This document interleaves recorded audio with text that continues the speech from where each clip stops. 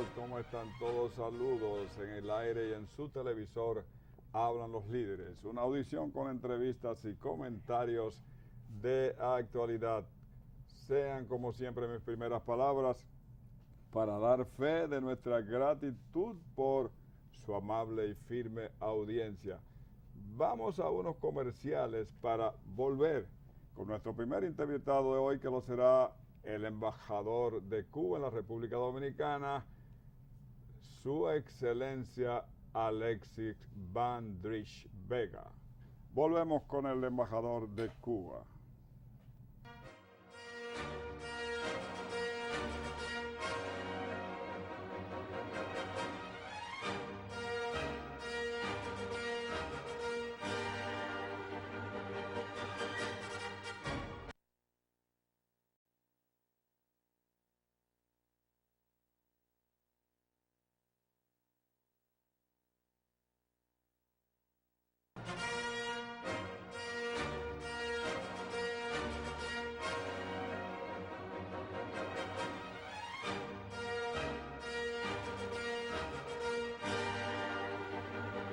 Embajador Alexis Vandrich Vega, saludos, bienvenido a nuestro programa. Muchas gracias. ¿Cómo Muchas se gracias, siente? Aurelio. Como en casa.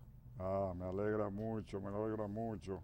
Muy agradecido por darme la oportunidad de dirigirme al pueblo dominicano y por haber hecho una excepción, porque este programa se llama Hablan los líderes y no me considero un líder, entonces esa excepción me permite estar aquí hoy. Para nosotros es muy grato tenerlo aquí. Es y será su casa. Muchas gracias. Usted sabe que las relaciones en la República Dominicana, entre República Dominicana y Haití tienen una historia larga, pero hablando de los últimos años, de las últimas décadas, primero con el problema que tuvo Cuba, que ha tenido Cuba con el bloqueo y los gobiernos que han atendido a que apoyaron ese bloqueo, pero el pueblo dominicano siempre fue solidario con la República de Cuba y con la Revolución Cubana. O sea, una cosa son los gobiernos y otra cosa son, Así es. son los pueblos. De hecho, el doctor Balaguer vino haciendo algunos intercambios en la década de los 70 y 80, pero fue el gobierno del PLD de Leonel Fernández, que hay que darle su crédito, ¿Cómo no? quien desafiando todo, la opinión de algunos sectores, incluso del imperio norteamericano, Así es. estableció esas relaciones políticas y diplomáticas y comerciales, trayendo y condecorando al propio líder de la revolución cubana. ¿Cómo no? ¿Cómo están esas relaciones comerciales entre Dominicana y Cuba? Bueno, esas relaciones marchan, yo creo que favorablemente. Como todas las cosas, todo puede ser mejor. Pero nosotros estamos satisfechos. Hablando en el marco político, son relaciones de respeto, de colaboración, de no injerencia en los asuntos internos de uno y otro estado. Hemos contado, como usted ha dicho, siempre con el voto de la República Dominicana en contra del bloqueo de los Estados Unidos. Es una resolución que lleva más de 20 años votándose en Naciones Unidas, que le dice a los norteamericanos: esta política es un fracaso, esta política no sirve, cámbienla. Y ahí hemos tenido el apoyo dominicano. Yo creo que la solidaridad que yo he percibido en República Dominicana, después que estoy aquí, porque antes también, es una de las más grandes solidaridades de pueblo que existe en el mundo. Existe una campaña dominicana de solidaridad con Cuba, tiene ya 24 años, y una firmeza y una actividad y una constancia que son asombrosas. Y es el reflejo de unas relaciones que están fundadas en la historia, desde el indio Atuey hasta estos compañeros de la campaña y el pueblo en general. Muchos no están en la campaña, pero nos expresan continuamente su solidaridad con Cuba. Nosotros podríamos desarrollar un poco más las relaciones comerciales. Depende también de las características de nuestros comercios. Producimos los mismos productos, somos altamente importadores también, coincidimos en algunas líneas de comercialización. sería necesario diversificar un poco los productos y en eso trabajamos. Ha habido un trabajo desde hace unos años con el CIRD y con el sector privado. Hay una participación masiva, muy buena, de República Dominicana en la Feria Internacional de La Habana, que se hace todos los años, finales de octubre, principios de noviembre.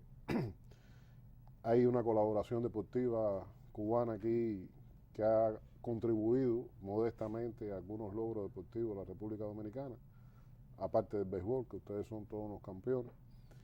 Hay una colaboración académica importante de muchos profesores cubanos que vienen aquí o estudiantes dominicanos que van a Cuba a cursos de pregrado y de posgrado. En Cuba se han graduado 640 dominicanos y en este momento están estudiando 147, fundamentalmente carreras de medicina y pedagogía, propiamente dicho. Tenemos 4 vuelos semanales entre Cuba y República Dominicana, de Cubana Aviación. 2 frecuencias son a Santiago de Cuba y después a La Habana, y otras directamente entre Santo Domingo y La Habana. Hay un buen intercambio de apoyo en las candidaturas de ambos países en los organismos internacionales, o sea, eso se reciproca. Ustedes nos apoyan a nosotros en ciertas candidaturas, nosotros las apoyamos a ustedes, hay muy buen intercambio. Y recientemente, pues estos son algunos detalles, algunos ejemplos, ¿no? Se aprobó la excepción de visado para los pasaportes oficiales y diplomáticos. O sea, si usted tiene un pasaporte oficial o diplomático dominicano, no necesita visa para ir a Cuba. Y si va a hacer turismo, tampoco necesita visa, solamente una tarjeta turística que la puede adquirir en el mismo aeropuerto. Hay un flujo muy importante entre Cuba y República Dominicana, de cubanos que viven aquí, dominicanos que van allá a pasar el tiempo. Y el denominador común es que la pasan bien. Y hay otro denominador común, y es que aquellos que vienen por primera vez, que bajan por primera vez a Cuba, cuando regresan dicen, oye, eso no era como me lo habían contado. Y qué bien la pasé, como son los cubanos. Y bueno, nosotros nos sentimos aquí, lo comentábamos antes de empezar el programa, como si estuviéramos en casa, desde el primer día. Como dicen ustedes, aplatanados totalmente. Bueno, ciertamente cuando los cubanos son anfitriones de primera, sobre todo cuando se trata de dominicanos, y sí, eso lo he sentido. Yo tenía un amigo allá que me brindó su casa, Otto se llama. Otto, conozco. ¿Tú lo conoces? Yo lo conozco. Sí, me brindó su casa. Defensor de República Dominicana, sí. A ultranza. Sí, a ultranza. Y he tenido muchas, pero yo fui allá efectivamente en el llamado periodo especial. Eso fue como en el 98, yo fui allá. Sí. 98, estaba en una situación difícil, dura. Sí. Porque todavía estaban viviendo los resabios de la caída de la Unión Soviética. Y entonces entonces yo quiero que usted le diga al pueblo dominicano, ¿cuál es la situación de Cuba en estos momentos? Bueno, es totalmente distinta. Totalmente distinta. No es que estemos como quisiéramos estar. Sí. Estamos echando una batalla por eso. Pero en aquellos años nosotros perdimos de la noche a la mañana el 85% del comercio exterior, de golpe. Eso uno no resiste, yo creo que ningún país. Terrible. Y de una manera oportunista y cruel, Estados Unidos apretó el bloqueo contra Cuba y tomó algunas medidas para ya dar al traste con la revolución.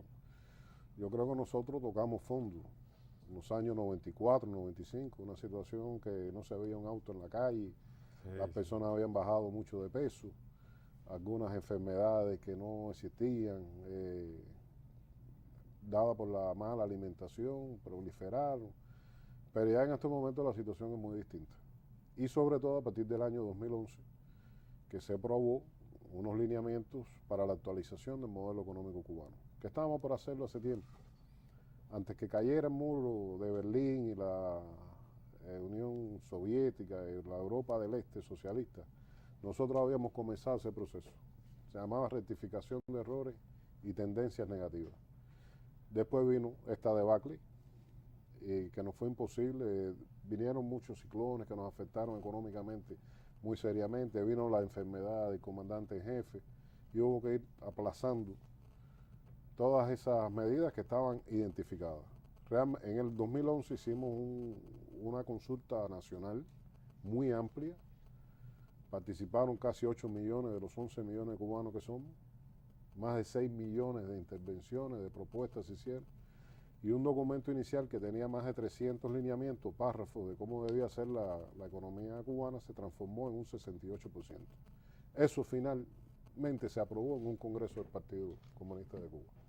Y es lo que son los lineamientos de cómo nosotros los cubanos queremos que sea nuestra economía. ¿Qué es lo que persigue? Perfeccionar el socialismo y hacerlo próspero y sostenible. O sea, desarrollarlo y adecuarlo a las condiciones actuales. Si usted no cambia y usted no modifica las cosas, si usted no es dialéctico, en la vida se queda atrás, se queda retrasado. Pero no implica apartarse del socialismo, sino una serie de cosas que en un momento funcionaron, bueno, ya en estos momentos no funcionan y hay que cambiarlas. Es muy difícil cambiar en las condiciones de Cuba, porque usted tiene una espada de Damocles así, esperando que se equivoque.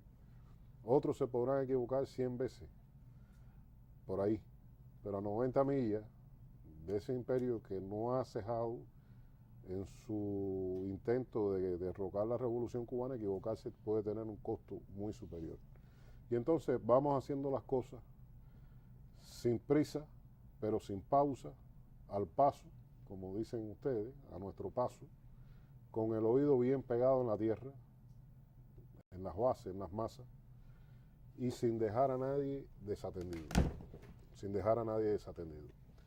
Entonces, en ese proceso estamos. Esa es la prioridad número 1 de Cuba en este momento, perfeccionar nuestro sistema. Hablando del bloqueo, Su Excelencia,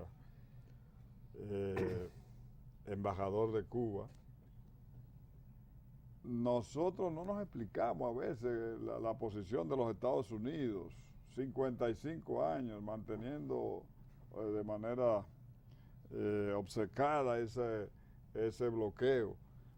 Ha dicho que ustedes no representan amenaza militar ni amenaza política.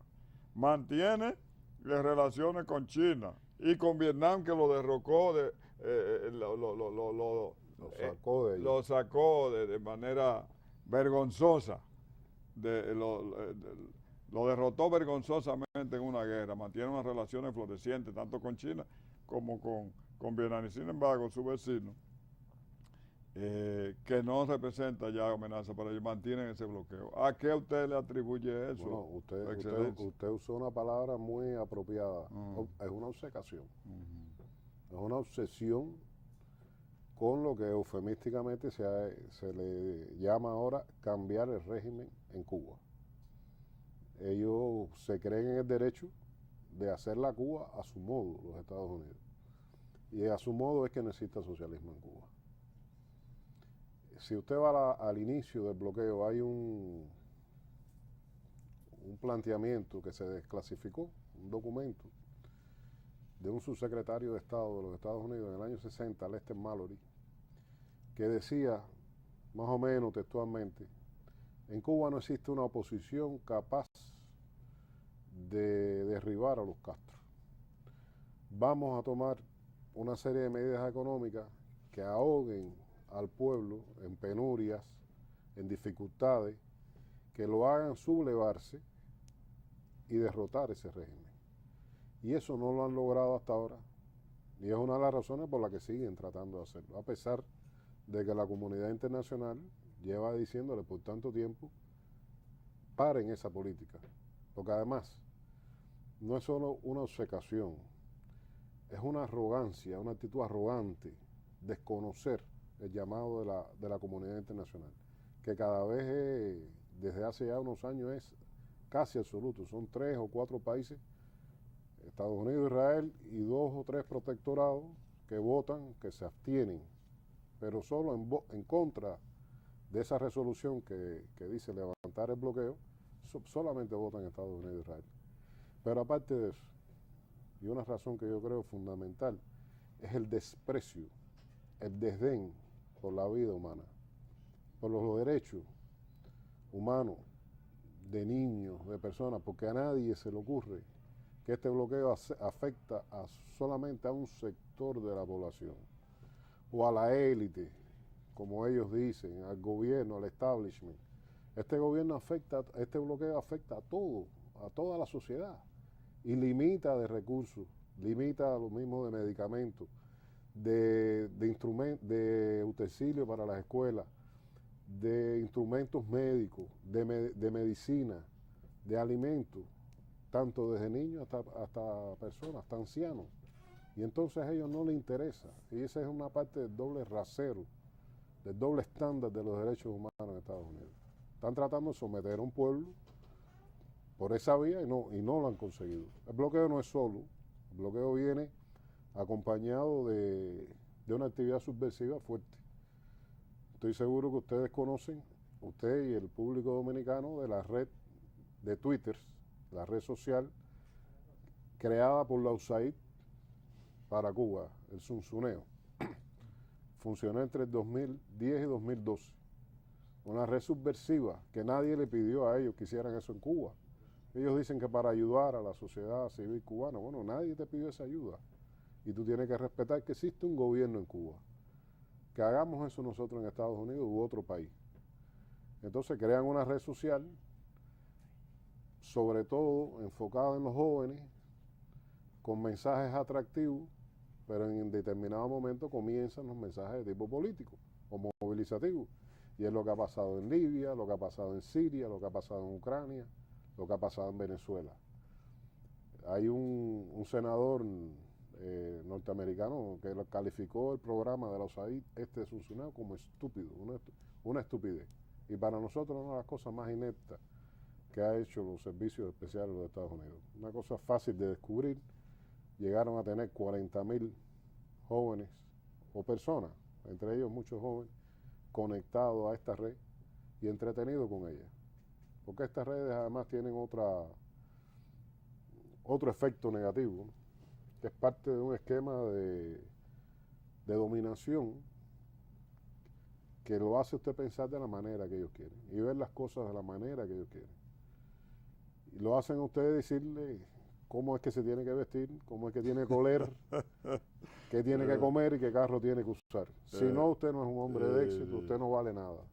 Pero bueno, yo pienso que las esperanzas de insubordinación del territorio de los cubanos contra su gobierno debe haberse esfumado, porque son 55 años de revolución.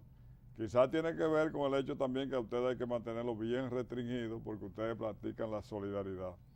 Y la solidaridad, o sea, si lo mantienen bien restringido, ustedes no pueden practicar la solidaridad, que además fue copiado por Chávez. No, esa solidaridad, nosotros hemos llegado a estar. ¿Ustedes todavía la están practicando? ¿Cómo no? Eso es. Recuerde que Fidel dijo que ser internacionalista es una manera de pagar nuestra deuda con la humanidad. Sí. Parte de esa Pero deuda, si están bollantes, pueden pagarla. puedo hacer mucho más. No obstante a eso, yo le digo que de los 194 países que tiene el mundo, Cuba ha llegado a un momento en que ha estado en 156 países, con colaboración fundamentalmente médica y de entrenadores y de maestros, entrenadores deportivos y de maestros. En este momento creo que estamos en 101 países, con más de 56.000, casi 60.000 cubanos. Imagínate, con toda esa precariedad. Imagínense si no tuviéramos ese bloqueo. El día 30 de este mes, a las 5 de la tarde, vamos a hacer una exposición en el Auditorio Manuel del Cabral, que se llama Cuba a pesar del bloqueo. Y quiero aprovechar, invitarlo a usted y a todos los televidentes para que vea la obra de Cuba, que tiene parámetros. El día 30 de abril. A las 5 de la tarde, Auditorio Manuel del Cabral de la Biblioteca Pedro Mir de la UAS. Cuba a pesar del bloqueo. Los indicadores de Cuba son de primer mundo. Económicos, sociales, los sociales, humanos, son de primer mundo. Estamos en un lugar 51 en el índice de desarrollo humano, que es un índice de desarrollo alto. Pero ese punto es muy importante, el asunto de la... Hoy en día, lo que se habla en todo el mundo es que estamos en el imperio del conocimiento. Ajá. Si Cuba de pronto abriera el bloqueo, Cuba diera un salto enorme, porque estamos hablando de una población totalmente educada. Aurelio, yo creo que eso es a lo que le temen. Le temen a eso. A eso es lo que le temen. Y yo no digo que Cuba todo esté bien. Sí. No quiero... Pero ese detalle de una población en un mundo donde el imperio es el conocimiento. El 97% de la infancia de los infantes cubanos en edad escolar está matriculado y va a las escuelas. El 97%. Nosotros hemos llegado a tener 125 escuelas de un solo niño en zonas rurales, donde los niños viven tan alejados de las escuelas normales, o tienen que pasar un río peligroso, o cuando llueve no pueden acceder a esas escuelas. Bueno, ahí se hace una escuelita, se le pone su televisor, su computadora, su panel solar si no hay electricidad y su maestro. Si el niño es discapacitado o tiene necesidades especiales, lo he visto en la televisión cubana, el maestro va al hospital y le enseña lo que ese niño puede aprender, porque no es el mismo programa, por supuesto.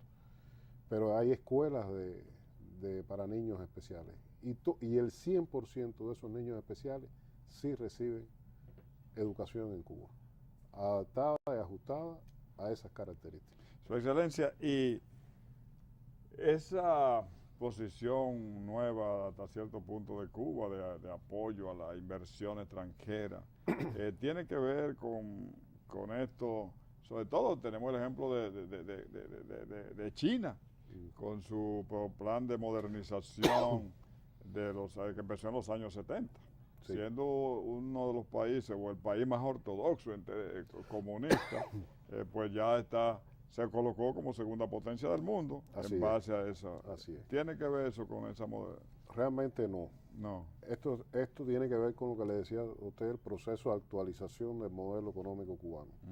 Nosotros teníamos una ley de inversiones que ya tenía unos años, era del año 1995, el periodo especial que usted mencionó, y lo que se ha hecho es perfeccionar esa ley y abrir la oportunidad de inversiones en Cuba de una manera más flexible, que no significa ir en detrimento de los recursos del Estado cubano. No significa vender el país a pedacitos, hacerlo pedazos y venderlo. Va a prevalecer siempre el interés de la nación. Pero, por ejemplo, ahora se abre a prácticamente todos los sectores de la sociedad, de la economía y la inversión. Solamente hay 3 sectores: educación, salud y Fuerzas Armadas, que ahí no hay que hacer inversiones. Esas inversiones las ha hecho el Estado siempre, y en el caso de educación y salud, dedicando a salud, nosotros dedicamos a educación el 13% del Producto Interno Bruto. Y del presupuesto nacional, más del 50% a educación y a salud. Pero el resto de las esferas, por supuesto que hay prioridades. Están abiertas inversiones. Prioridad de la agricultura, el turismo, la energía renovable. Se está acabando el petróleo se va a acabar un día. Hay quien no piensa en eso. Y está la energía eólica, la energía solar, hay que aprovechar toda esa fuente. Y la minería es otro de las áreas priorizadas para la construcción de viviendas. Y ahí hay incentivos. Por ejemplo, en los primeros 8 años no hay impuestos sobre las utilidades. Eso es, y a partir del año 8 entonces viene a pagar el 15%.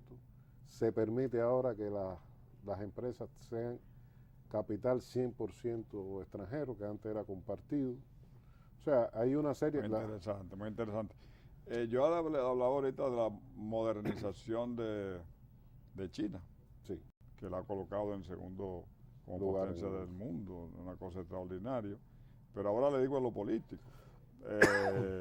China, ese país que es el más ortodoxo del sistema comunista que tenemos, renueva, cada 10 años renueva su equipo de gobierno y del comité central. Entonces le pregunto yo, esa decisión de Raúl de separarse a partir del 2016, ¿tiene que ver con eso? No. ¿Eh? No.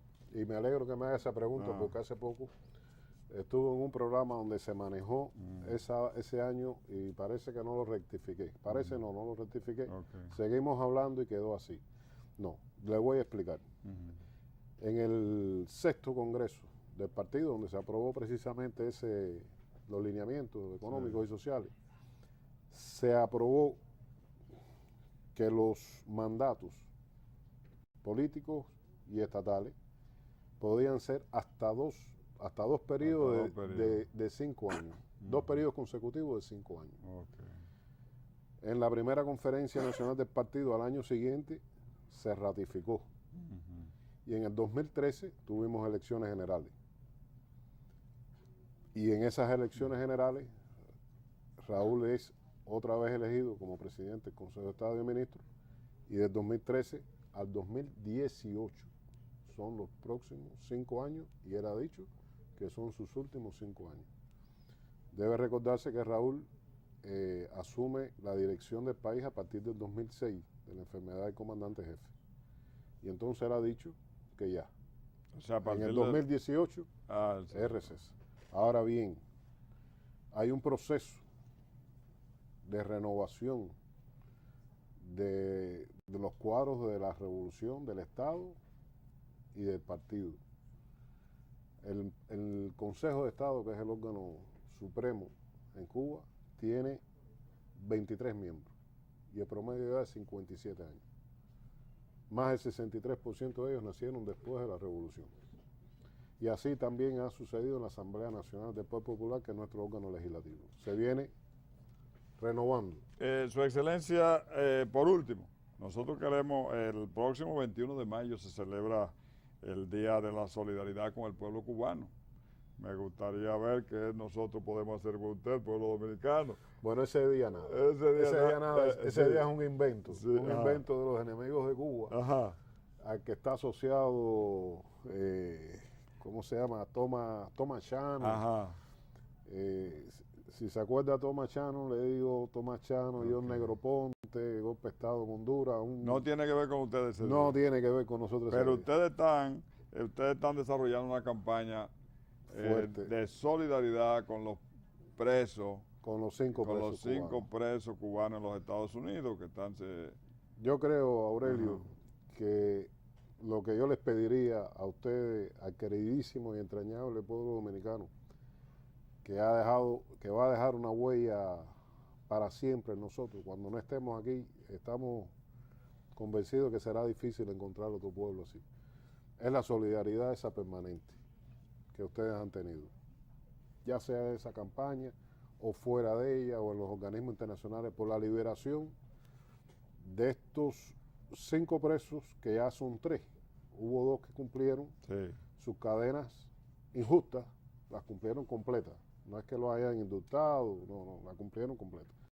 Pero quedan 3, Gerardo, Antonio y Ramón, condenados por delitos que no cometieron, dicho por las propias autoridades norteamericanas, generales que testificaron que ellos no fueron nunca un peligro para la seguridad nacional de los Estados Unidos, que no se robaron un secreto y que no le hicieron daño a ninguna persona.